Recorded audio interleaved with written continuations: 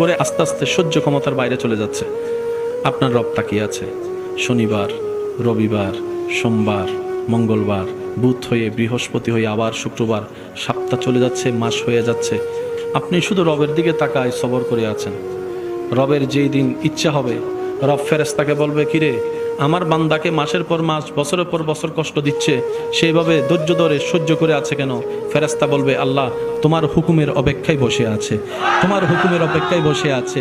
সে তোমাকে সন্তুষ্টি করার জন্য মুখ থাকার পরও গালির পরিবর্তে গালি দিচ্ছে না। আল্লাহ সে তোমাকে রাজি করার জন্য মারের পরিবর্তে মার দিচ্ছে না। সে দুনিয়ার মানুষ সৃষ্টি তাকে কষ্ট দিচ্ছে, সে তোমার সৃষ্টিকে ভালোবাসা দিয়ে যাচ্ছে, মায়া দিয়ে যাচ্ছে, সেবা দিয়ে যাচ্ছে।